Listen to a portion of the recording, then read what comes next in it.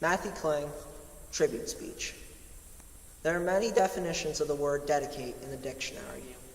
A dedication is an act or a rite of dedicating to a sacred use.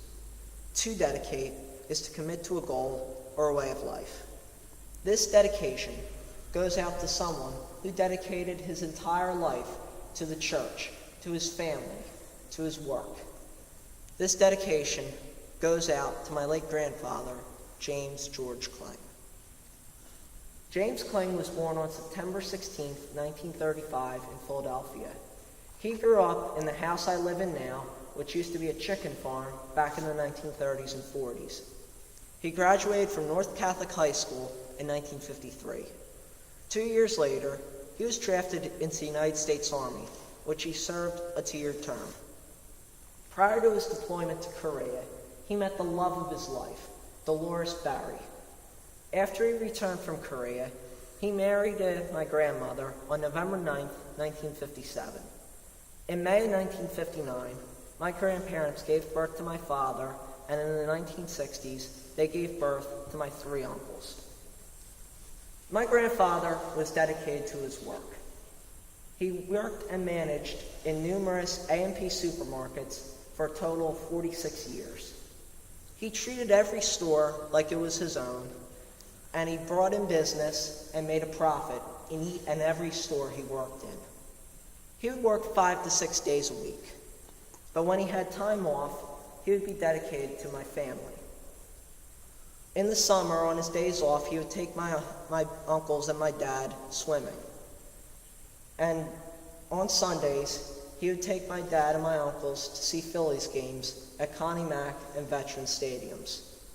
I personally went to Phillies games with him at the Vet and at Citizens Bank Park from when I was young until his death this past April. My grandfather was also dedicated to this church.